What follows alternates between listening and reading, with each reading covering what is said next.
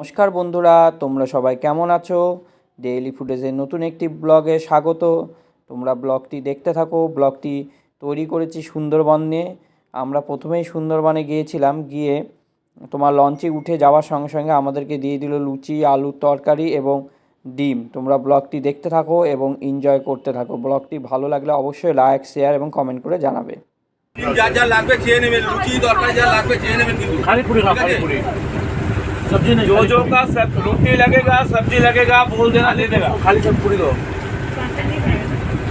ভালো রান্না, ভালো আচ্ছা বাবু आयशा है ना নমস্কার।